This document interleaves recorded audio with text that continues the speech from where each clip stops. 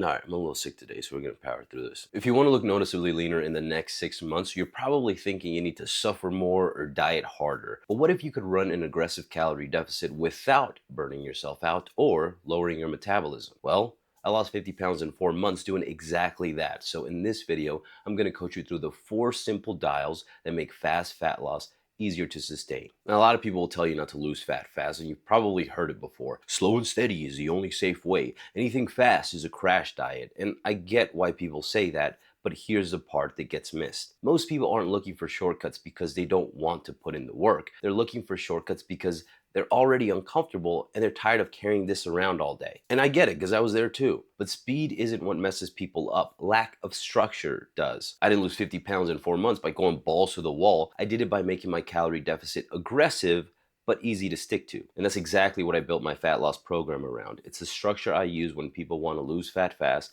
without burning out. So if you want to see how I set that up, it's linked right here. Now, instead of arguing fast versus slow, let's talk about control. Now, here's the way I want you to think about fast fat loss. There are only 4 simple dials you're actually adjusting: the speed of fat loss, your calories, your training, and your cardio. Now, here's how people mess this up. When people want to lose fat fast, they don't build their system to run smoothly. They treat it like an emergency and they just crank every dial to the max. They weigh less, they train too hard, they add extreme cardio, and then they try to do everything all at once. And yeah, that works for about 2 weeks, but then hunger spikes, energy crashes, recovery sucks, and the whole system gets fried. So what I did differently was simple.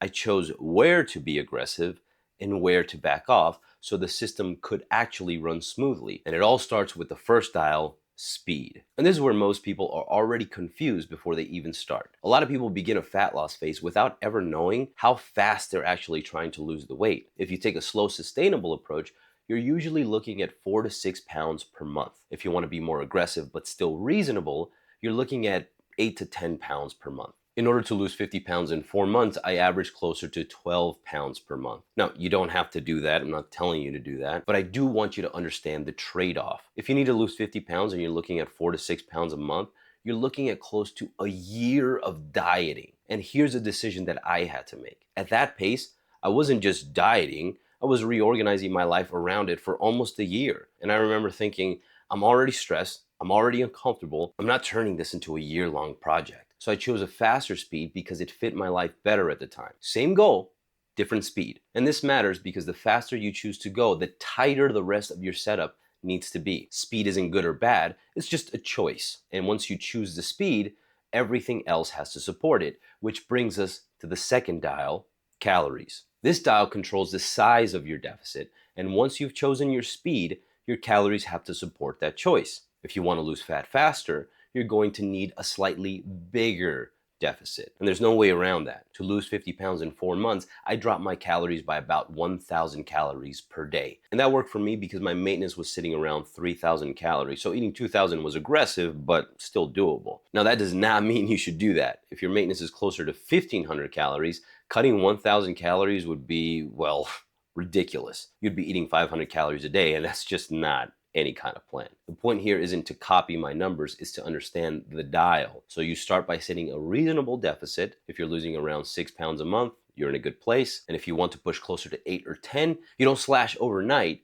you just turn the dial up a little bit more and see if you can hold it. Now, here's something most people don't know. Most people run a calorie deficit by eating the same exact number of calories every single day. But one day they're a little over, another day they're way over, and suddenly the week's blown. So what worked better for me was calorie cycling, and all that means is this. Some days I ate a little more, some days I ate a little less, but the weekly average was the exact same. That alone made the diet feel easier. Mentally, I wasn't trapped in one number. Physically, I could match more food to how hungry I actually was. And if you're wondering how those lower calorie days didn't feel miserable, this is where higher volume foods come in. Some foods give you a lot more food for the same amount of calories. Think a big plate of potatoes versus a single donut. Same calories, very different experience. Now, I'm not going to deep dive that here. Instead, I just left the high volume foods cheat sheet in the link down below, so you can see exactly what I mean and use it right away. Now, calories aren't the only way to create a deficit. You can also increase output. But before we talk about that, we need to make sure you're not wrecking your body in the gym, which brings us to the next style, training. And this is where a lot of people get nervous because you might be thinking, well, if I'm running an aggressive calorie deficit, won't I lose a ton of muscle? And that fear is exactly why most people burn themselves out, because they respond by training harder, doing more volume, and trying to outwork the diet. But during aggressive fat loss, your goal in the gym is not to set PRs, it's to keep the muscle you already have.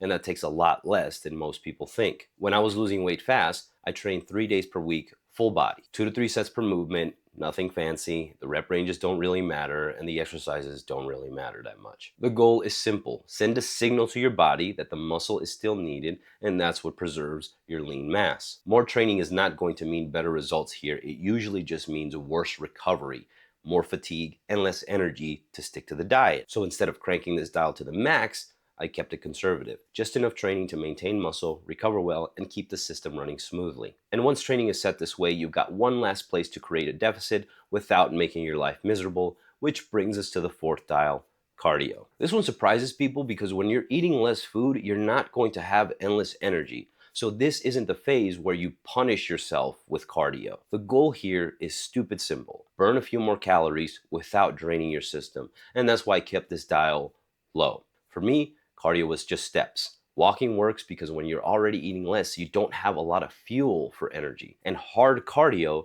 needs carbs. And when your carbs are low, wasting them on hard cardio will drain the little energy that you had. I aim for around 10,000 steps a day. Sometimes I will get closer to 20. So if you want to get there faster, you can power walk or lightly jog. But don't get crazy here. That's not the point. This dial isn't about intensity. It's about consistency. You're trying to conserve energy, not spend it all in one place. So this is the path of least resistance. And walking works because it burns calories without creating hunger or wrecking recovery, which would just force you to eat more. So zooming out, this is all that's happening. You're just adjusting 4 simple dials so fat loss runs smoothly instead of feeling chaotic. And if you set these dials right and stay consistent, you can definitely look noticeably leaner in just 6 months. But if you don't understand the mistakes that break them, you won't see results. So in this video, I'll show you the 10 lessons you need to know so you can actually make this work.